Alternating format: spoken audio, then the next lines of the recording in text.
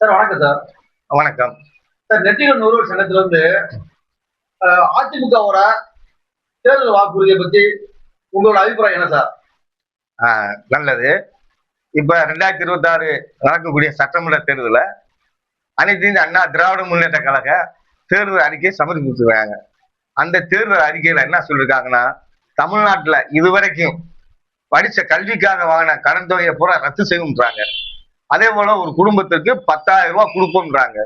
அதே போல மாசம் மகளிர் உரிமை தொகையாக 2,000 ரூபாய் கொடுப்போம்ன்றாங்க. ரொம்ப சந்தோஷம்.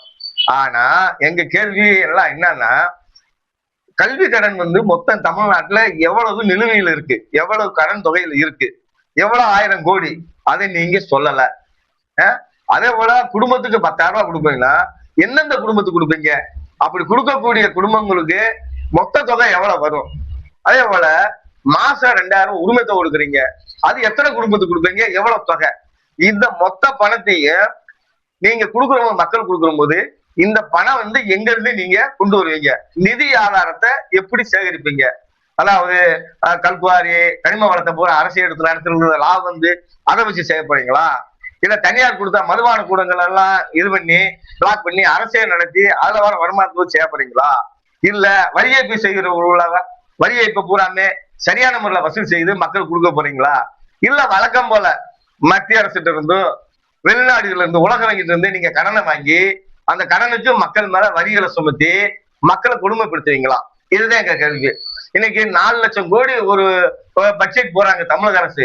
அந்த 4 லட்சம் கோடியில 1 லட்சம் கோடி வட்டி கட்டிடும், மிச்சம் 3 கோடி ரூபாய். அந்த 3 கோடி ரூபாயில 2 லட்சம் கோடியை அரசு ஊழியருக்கு ஊதியமா கொடுத்துறீங்க. மிச்சம் இருக்கிறது 1 லட்சம் கோடி. இதை வச்சு நீங்க மக்கள் நல திட்டங்களை எப்படி செய்வீங்க? மீண்டும் நீங்க கடன் வாங்கினீங்கன்னா இந்த கடனை எப்படி கட்டுவீங்க? அரசுடைய தமிழக அரசுடைய கடன் சுமையை குறைக்கிறதுக்கான எந்த வழியுமே இல்லை. வேலை வாய்ப்புகள் கொடுக்கறதுக்கான எந்த முகாந்திரம் இல்லை. ஏற்கனவே 100 நாள் வேலை திட்டம் இருந்துச்சு. ஆனா திட்டத்தோட நோக்கம் நல்லா இருந்தாலும் நடைமுறையில அந்த திட்டம் தோல்வி அடைந்து விட்டது. ஏற்கனவே இந்த 100 நாள் வேலை திட்டத்துக்கு போறதுனால விவசாய நிலங்களுக்கு கூலி ஆட்கள் கிடைக்காம விவசாயிகள் பெரிய அளவுல பாதிக்கப்பட்டிருக்காங்க. இப்ப 150 நாளை நீங்க ஆக்குறீங்க. அந்த 150 நாள் வேலை வாய்ப்பு கொடுக்கிற போது விவசாய நிலங்களை விவசாயம் செய்யறதுக்கு ஆள் இல்லாம விவசாயம் செய்ய முடியல. அப்ப விவசாயிகள் பாதிக்கப்படுறாங்க. உள்நாட்டு விவசாய பொருள் உற்பத்தி குறையுது. அதனால நாட்டுடைய பொருளாதாரமும் குறையுது, மக்களுடைய பொருளாதாரம் குறையுது. ஒவ்வொரு விவசாயியும் கடனை வாங்கி வட்டிக்கு வாங்கி அவங்க விவசாயம் செய்யறாங்க. அவங்க நிலத்துக்கு வேலை செய்யறதுக்கு விவசாயிகள் கூலி கிடைக்காதனால மிக கஷ்டப்படுறாங்க. எந்திரத்தை வச்சு முழுமையா செய்ய முடியல. சில விஷயங்களுக்கு எந்திரத்தை பயன்படுத்துறான், ஆனா சில விஷயங்களுக்கு மனிதரை தான் பயன்படுத்தின. ஆனா நீங்க 150 நாள் கொண்டு வரீங்க. இந்த 150 நாள் வேலை திட்டத்தினால யார் யார் பாதிக்கப்படுறாங்க? இதெல்லாம் நீங்க கருத்துல கொண்டு இந்த தேர்தல் அறிக்கை தயாரிச்சிருக்கணும். இந்த தேர்தல் அறிக்கை 19 மேலோட்டமா சொல்லிருங்க. இலவசம் இலவசம் இலவசம்ன்றீங்க. அந்த இலவசத்தை எப்படி நீங்க சரி பண்ணுவீங்கன்ற தொலைநோக்கு பார்வை எதுவுமே கிடையாது. படிச்சவங்களுக்கு வேலை வாய்ப்பு இப்போ 1.5 லட்சம் பேருக்கு வேலை வாய்ப்பு கொடுப்பீங்க. ஏற்கனவே கடந்த அதிமுக அரசும் சரி திமுக அரசும் சரி 1 லட்சம் பேர் வேலை வாய்ப்புகளை புதுசா இருக்கவங்களுக்கு கொடுத்தா நிதி சுமை அதிகம் ஏற்படும் சொல்லி நீங்க கொடுக்காம இருந்தீங்க, வேலை வாய்ப்பு கொடுக்கல. அதே போல ஓய்வு திட்டம் இதே என்ன சொன்னீங்க, நிதி சுமை கூடும், அதனால ஓய்வு திட்டம் கொடுக்க முடியாது. நீங்க 23 வருஷமா நிறுத்தி வைத்திருந்த அரசு ஊழியருக்கான ஓய்வு திட்டத்தை நீங்க மீண்டும் கொண்டு வரீங்க. இதுவே மக்களுக்கு மிகப்பெரிய சுமையா இருக்கு. இதுல நீங்க 1.5 லட்சம் பேருக்கு நீங்க வேலை வாய்ப்பு கொடுத்தீங்கன்னா அவங்களுக்கு சம்பளம் எங்க இருந்து கொடுப்பீங்க? அப்ப இது இவ்வளவெல்லாம் கூட்டணும்னா நீங்க வருஷம் 5,000 கோடி ஒரு வருஷத்துக்கு 1 லட்சம் கோடி 2 லட்சம் கோடி கடன் வாங்கினீங்கன்னா நாளைக்கு கடனுக்காக தமிழ்நாட்டை நம்ம விற்கக்கூடிய சூழ்நிலைக்கு வந்துடும். அப்ப நம்ம யாருக்கு இருக்கிறோம்? இந்த ஜனநாயக நாட்டுல கடன் கொடுத்தவங்க நம்மளை கேட்பாங்களே. அப்ப இன்னும் மேலும் மேலும் வரி போடும் போது மக்கள் தாங்க மாட்டாங்க. தற்போது மின்சார கட்டணம் உயர்வு, பால் உயர்வு, எல்லா கட்டணம் உயர்ந்துருச்சு. ஒரு இடம் வாங்கி பத்திரம் எவ்வளவு செலவழிக்கிறது, எத்தனை வரி, பல முறை வரிகள், நேர்முக வரி, மறைமுக வரி, இப்படி வரிகளை போட்டு எல்லா ஏழை மக்களை ரொம்ப கசிக்கு புழிஞ்சிட்டீங்க. அவங்க உடம்புல இருக்குது உயிர் மட்டும் ஒட்டி இருக்கு. அந்த உயிர் போறதுக்கான வழியத்தை நீங்க உருவாக்கி வரீங்க.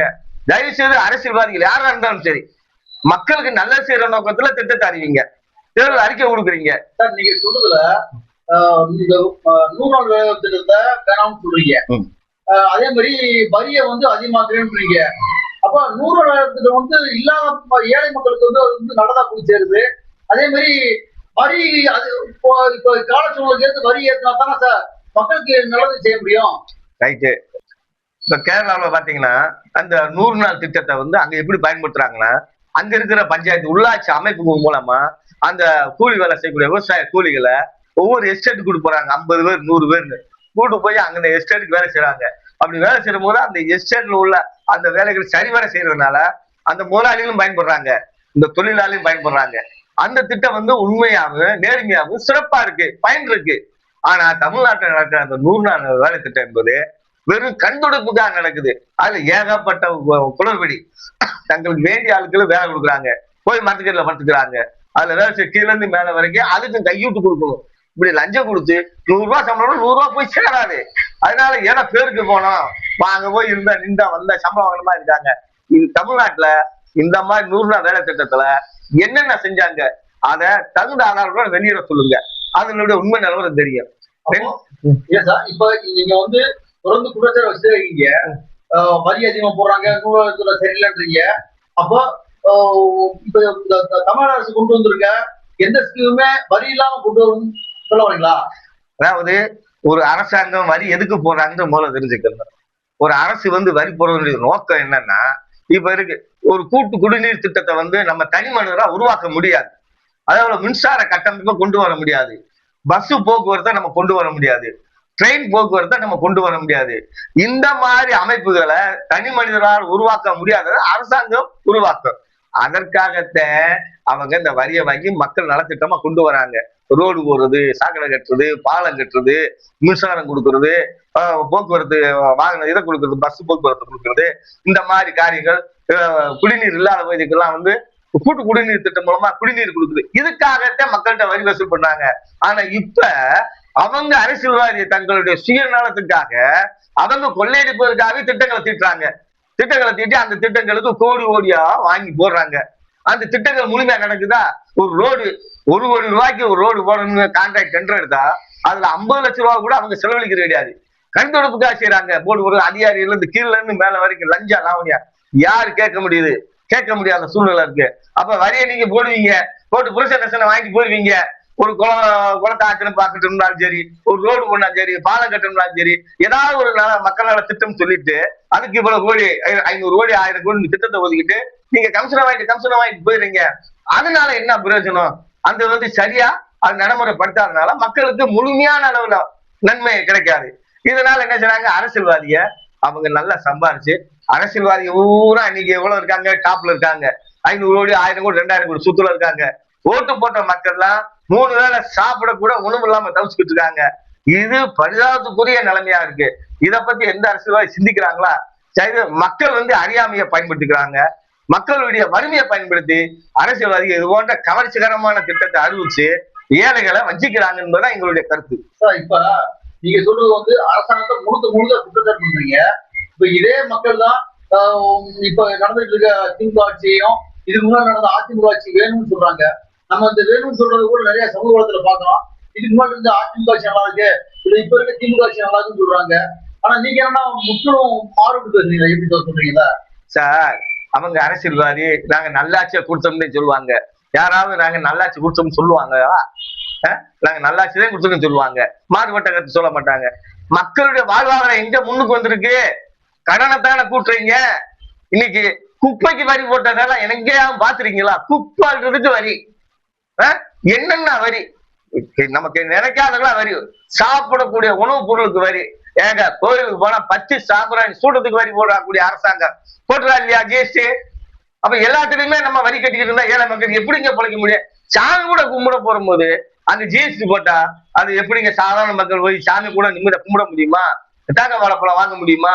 அப்படி எல்லா விஷயங்களுமே அரிசி எடுத்துங்க, சாப்பிடக்கூடிய பொருளுக்கு ஜிஎஸ்டி போடுறீங்க. ஏன் பசான பொருளுக்கு போடுங்க, அனமான பொருளுக்கு போடுங்க வரிகளை. உள்ளூர்ல இருக்கக்கூடிய பெரும் வசதி படைத்தவர்களை தொழில் தொடங்க சொல்லுங்க, வேலை வாய்ப்புல கொடுங்க. நல்லது சார். அடுத்த ஒரு வீடியோல பார்ப்போம் சார். நன்றி, வணக்கம்.